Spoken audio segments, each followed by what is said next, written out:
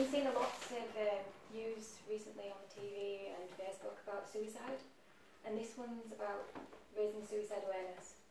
It's called How Do I Tell You? How do I tell you I'm afraid? Afraid of the very thoughts that linger in my mind. How I wish to be a memory left behind. How do I tell you I'm tired, and I'm tired of trying to live this life when I feel like I'm dying? How do I tell you I want to disappear, vanish from the earth and be free from fear?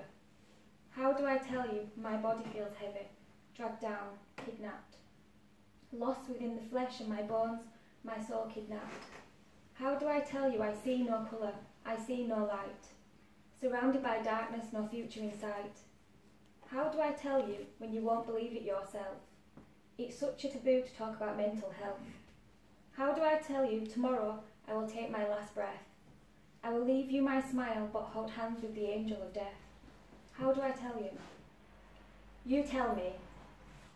You tell me and you break free of them thoughts and you tell me. Find the strength to scream out because I cannot live without you. You tell me. Help me see the pain you mask so well.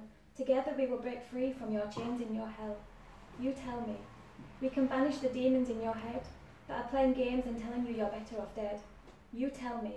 You tell me and know I love you. For your life is my life and we can make it through. You tell me. You tell me.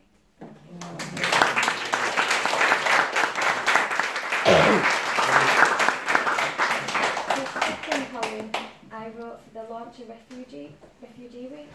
It's called I Dream of Peace. Lands untouched by war and the freedom to explore a world in which we live in. Not caged by concrete walls and laws that suppress your dreams from within. I dream of listening to the still and the silence, a world free from violence. I dream of peace and tranquility. In a world free from greed and manpower, not plagued by poverty, I dream of peace. Where people are free to walk the earth, not bounded by laws or marriage or birth. I dream of a land that's free, where no child has to cross the borders by risking their life at sea, or held behind bars in a foreign country, until granted asylum when one becomes a refugee. I dream of peace, for one to love without limitations, love all God's creations, a world free from starvation.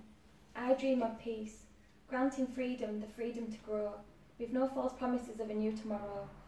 I dream of peace and equality, not discriminated by religion nor gender or ethnicity. I dream of smiles and happy faces filled with pure light, to live freely on the earth because it should be one's human right. I dream of peace. Thank you.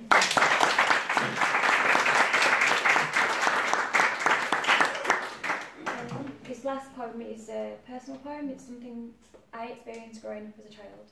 It's called Damaged Goods. They call them damaged goods, kids in care. Kids that live on council estates with parents stuck on child welfare. The forgotten children that the authorities want to ignore. Damaged goods, best to lock them away than let them explore.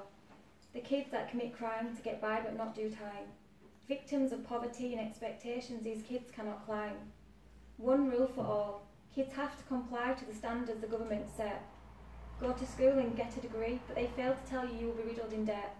They call them damaged goods, but they never give the kids a chance to grow. Living in care or wrapped in the council estate bubble is all you know. Some kids are left to defend themselves, forgotten about like dusty books sitting on shelves. Who is there to push these kids' dreams and allow them to breathe? To show these kids how to break free from their negativity and help them achieve their dreams, their desires, and show them how to believe in themselves when they have no one and they're alone. Stuck in the destruction of a spinning cyclone, it's wreckage left that they call home.